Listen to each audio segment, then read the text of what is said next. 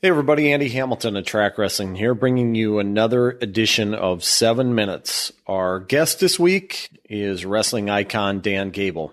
Gable won 2 NCAA titles at Iowa State, where he compiled a 117-1 record in college. He went on to win a 1971 world title, went unscored upon on his way to an Olympic gold in 1972, and then forged one of the most decorated coaching careers in organized sports. He won 15 NCAA titles in 21 seasons at Iowa and won the Big Ten title every year he guided the Hawkeyes.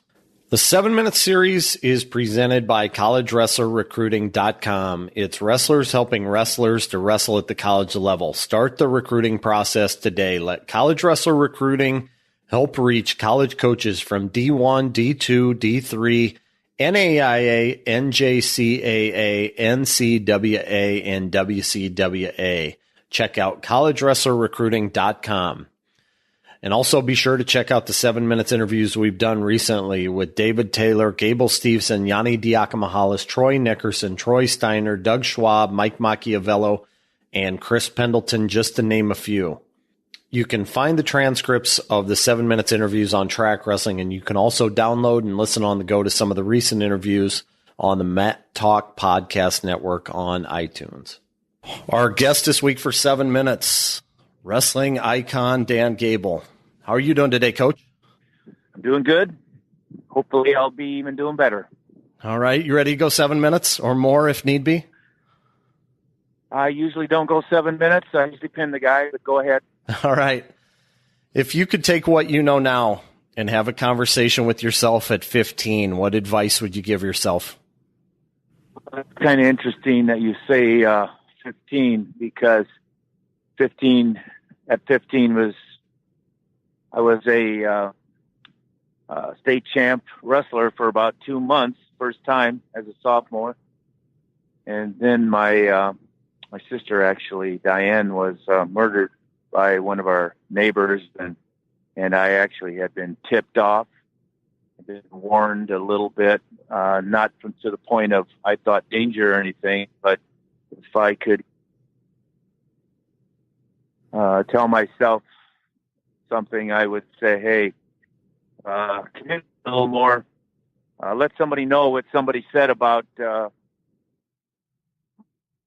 keep it to yourself, because it's possible that I was saved that crime. What's the biggest break you got that helped you get where you are now?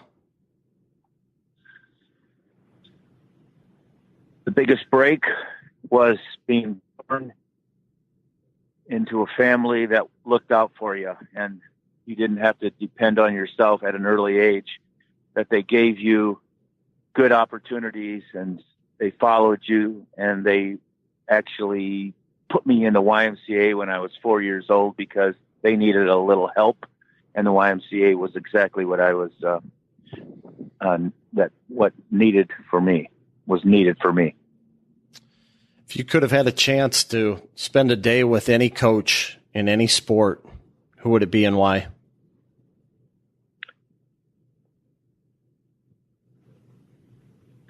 I had that chance. And I had several chances because, again, I was given the opportunities to have good coaches, but I definitely had great coaches. And I think the first really good coach besides the YMCA in the education system was my junior high math teacher. And he taught me a little bit more than, well, he was also the wrestling coach, but he also taught me a lot about academics. And that really kind of didn't save my life, but it actually made my life better, because I probably wouldn't have had the opportunity to go to a 4-year institution with the direction I was headed. And that academic direction was turned around. The teacher was Martin Lundbaugh. He was an Algebra 1 teacher. We ask this question typically to current college head coaches, but so you can go wrestling coaches who are currently in the game or coaches from your era, but who are a couple coaches in college wrestling you admire and why? Well, I really haven't. I've been out of coaching full time at the University of Iowa for over 20 years now, but it's hard for me to believe that I've been out at all. It's just, I stay so close. And so because I stay close, I really do study a lot of them. And obviously, there's been some mainstays, the Smith family, a guy that I had to kind of win over. And so of the guys that when we worked, gave me the actually proved to him that I wasn't such a bad. And now I'm working with his older brother, Leroy, and with the museum, and that connection really made a lot of difference in my life as far as making things smoother in the sport of wrestling, and just not having so many enemies. And you get enemies from winning too much, and I definitely had enemies from that direction. But I also made a lot of friends, and over time, most of them have really become my friends. Couple recruiting questions. Going back to your time at Waterloo West High School, when you're getting ready to pick a school, what were your top 3 schools in recruiting, and why did you pick Iowa State? Well, I think the school that came after Michigan State, Grady Penninger, that Dale Anderson, former West Waterloo player there, that wrestler that went to Iowa State for a year, then transferred and was doing very well. I think they thought they had a connection, but my connection was the state of Iowa, and my connection was probably the Buzzard family from East Waterloo, Bob and Don Jr. Buzzard and Don Sr. From my family point of view. Bob pretty much taught me, drove me around, taught me a lot when I was a little kid. He was 6 or 7 years older than me. And so my connection was at Iowa State was the Buzzards. My connection with the state of Iowa also put me looking at UNI.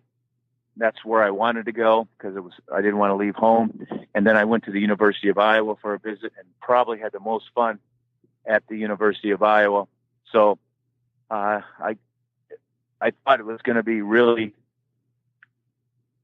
something that was difficult, but in reality, I had because they were on top, and that's where my closest mentors were at the time. And I think my mom and dad wanted me to go there, so I wasn't going to disappoint them. Then flipping it forward to recruiting as a college coach, which recruiting loss was the hardest to deal with?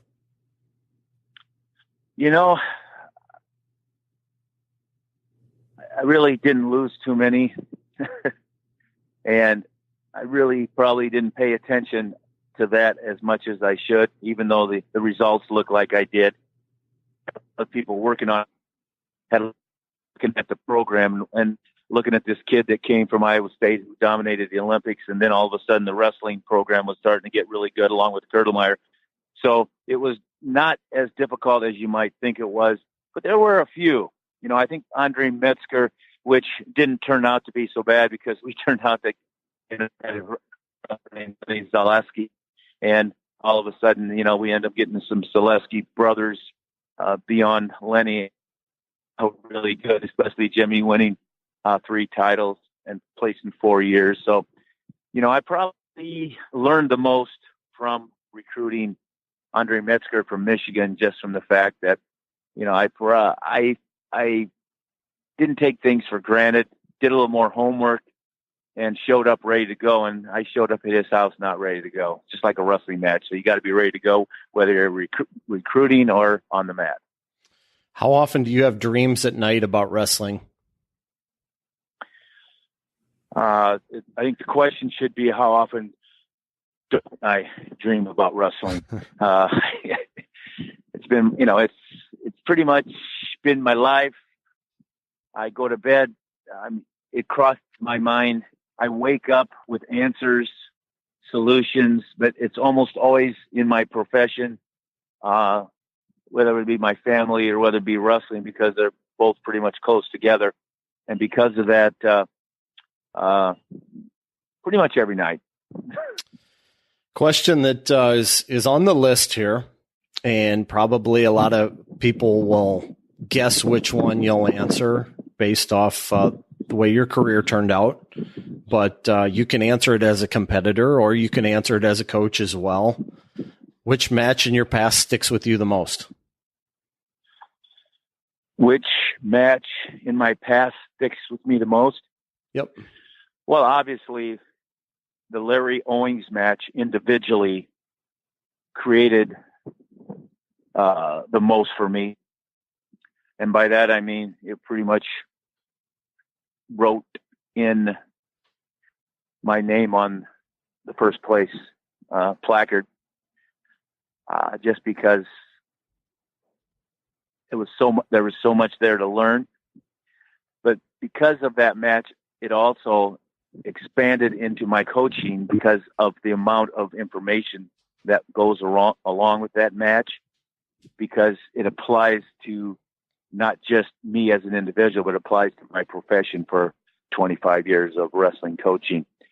So there's things that you, and that's one that won't ever really go away. I still am learning a little about that match. So it's pretty amazing. Who's one guy you wrestled that you really enjoyed scrapping against, and why?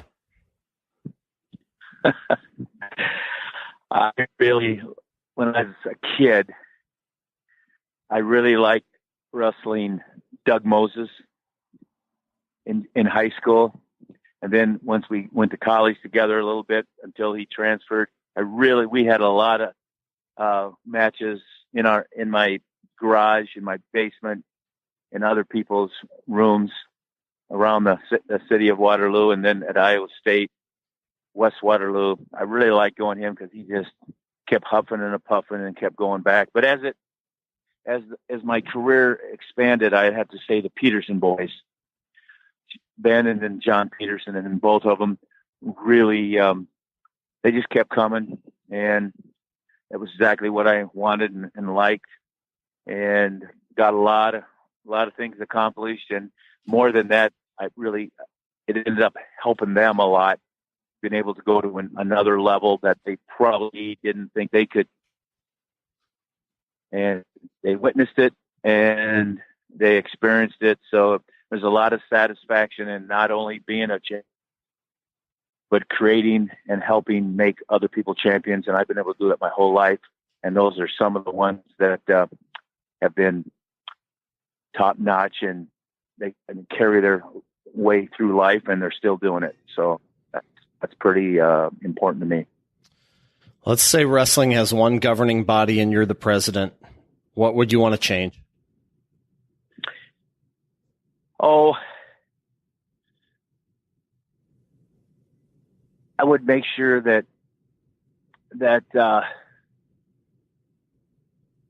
USA Wrestling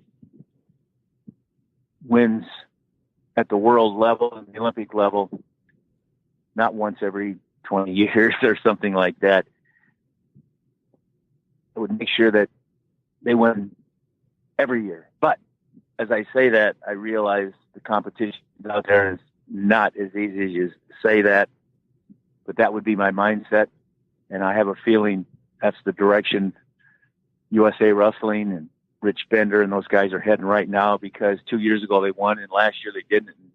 And I knew I saw Rich Bender afterwards, and he was really down and upset. And so I guess it's the matter of making sure that you understand the feeling of victory and understanding the feeling of a defeat. And I think I saw it in USA Wrestling last year. So I have a feeling that we're not going to wait another 25 years to get a consecutive string going. What's the most interesting thing about you that has nothing to do with wrestling? Oh, most interesting thing about me. I just love to what's called moments of recovery. People probably don't understand. They probably thought I loved the training and all the competition. And for me, it's the satisfaction of doing well, having put in a unbelievable hard full day work, and then being able to sit down and have a good meal and drink a Mountain Dew. I could say a Gable beer, but I don't want to be too crazy. But it's and the reason why I said that is because for every Gable beer, there comes money back to the Gable Museum in Waterloo, and that's important to keep the museums alive. But more than that, I would say that not much to hide about me. You just have to get to learn to know me a little bit. I have a tendency to communicate a lot more than I did when I was a kid. Probably had a lot to do with my sister, but more than that, I like to share knowledge. What's the greatest compliment someone has ever given you as a coach?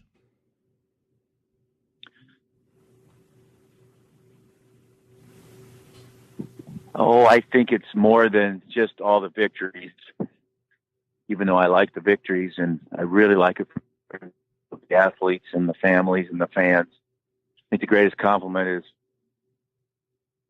probably what's coming up shortly, and that's another year of marriage, and that's 45 years. So can't take that for granted. When somebody asks me how long you've been married and I tell them that, they look at me like, whoa, beat the odds. So that's kind of me. Well, great stuff, Coach. Appreciate your time. Thanks for joining us for 7 minutes, even though we doubled that. Okay.